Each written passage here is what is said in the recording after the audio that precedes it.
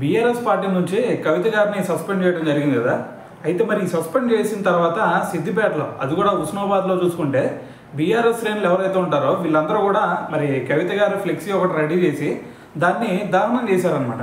అయితే ఎందుకు దహనం చేశారు భయ్య అంటే వాళ్ళందరూ చెప్తుంది ఒకటే రీజన్. మరి అంతకుముందు కవిత గారు మరి హరీష్ రావు గారిని ఉద్దేశించి ఇరిగేషన్ మినిస్టర్గా ఉన్నప్పుడు ఆయన కాళేశ్వరం ప్రాజెక్టులో కొన్ని అవకతవకలు చేశారు. దాని తర్వాత అవినీతికి పాల్పడ్డారు. మరి అవినీతి పాల్పడటం వల్ల మరి ఆయన స్వలాభం చూసుకొని ఆయన డెవలప్ అయ్యాడు అని చెప్పేసి ఏవైతే ఈ స్టేట్మెంట్ ఇచ్చారో, సో దీన్ని నిరసిస్తూ వాళ్ళైతే అక్కడ నిరసన చేపట్టారనమాట సిద్దిపేట, హుస్నాబాద్లో. సో దాంతోపాటు వాళ్ళందరూ చెప్తుంది ఏంటంటే మరి ఇక్కడ మరి కవిత గారు ఏవైతే ఈ కామెంట్ చేశారో, సో ఈ విధంగా బీఆర్ఎస్ నాయకులు ఎవరి మీదైనా సరే ఇటువంటి స్టేట్మెంట్స్ కనుక ఇస్తే మేము ఎట్టి పరిస్థితుల్లో కూడా మేము సహించేది లేదు అని చెప్పేసి మరి వాళ్ళైతే దీని గురించి మాట్లాడడం జరిగిందనమాట. సో ఏదేమైనా సరే మరి దీని గురించి మరి ఓవరాల్గా విన్నారు కదా.